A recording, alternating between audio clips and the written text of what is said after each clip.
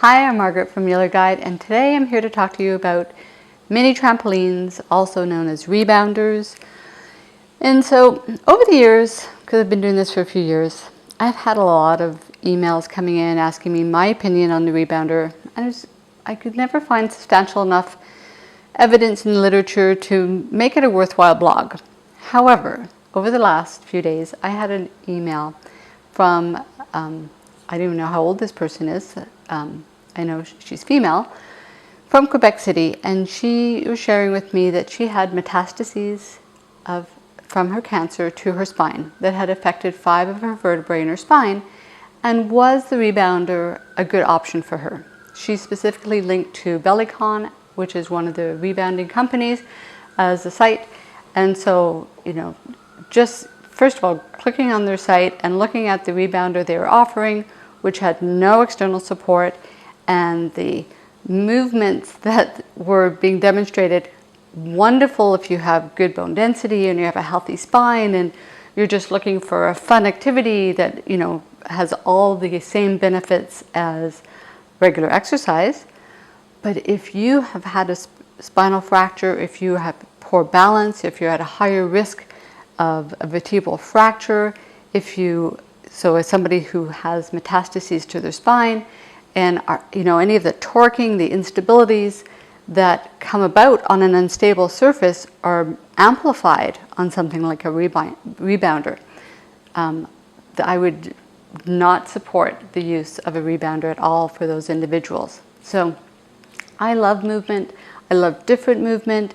And so, if you have a rebounder or you're being given a rebounder, I would, encourage you to use it only in the case of the rebounders that have a handle. Even if you don't use the handle, it's there just in case, because there's the little springs all the way around the sides. Sometimes the little springs are covered, but that surface area is not that great. And so your chances of losing your balance are greater. It's lifted off the ground, so you'd then be falling from a height higher than ground level.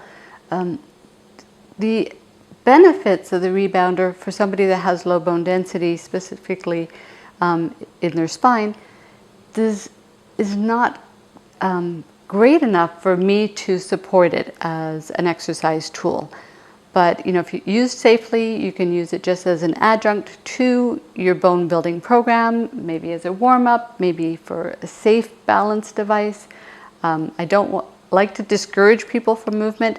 I'm just encouraging you to choose wisely, exercise safely, and invest in places that are worthwhile.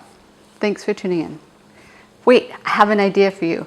There is another great alternative. It's free, it's fun, and you could do it in the comfort of your home.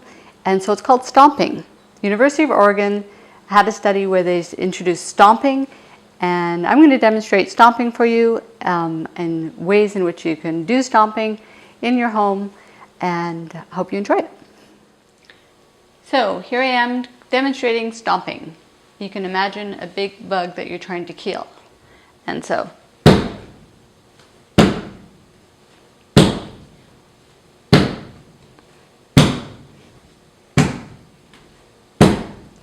now, doing stomping as something that you throw into your day, maybe every time you're about to go up the stairs.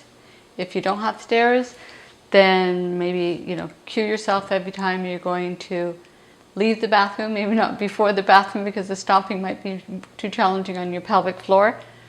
Having said that, think about your pelvic floor when stomping. So it's a lot of force.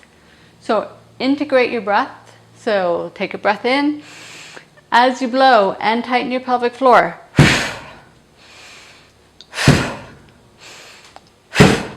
That little blow is going to help support your pelvic floor. So as you're building your bones, you're also supporting your pelvic floor. You can also stomp up the stairs. You'll lose me if I stomp up too high, but I'll do the first step. And so if you're going, and so stomping is one way to build up to jumping. Jumping and stomping, we know, are good for our bones, and you can do it in a way that's stable and safe. As with your build up to jumping, and as with squats, make sure that when you're stomping that your knee is lining up in the same direction that your second toe is pointing. So if you're going to point your foot out to the side, make sure your knee is going out to the side. It's a bit odd to do your stomping that way, but make sure that both are lined up in the same direction, and that you've incorporated your breath. And the other thing to consider with your stomping is that if your balance is not great, you are lifting your foot up at least 9 inches off the ground. That takes some stability. So you might want to initially start with some support. Make sure that you're safe. And as you have that support there, and then having your hand just above the support as you're building your stomping. But in the studies that they looked at stomping, the foot is lifted off at least 9 inches off the ground. So I hope that gives you a nice adjunct to your bone health program.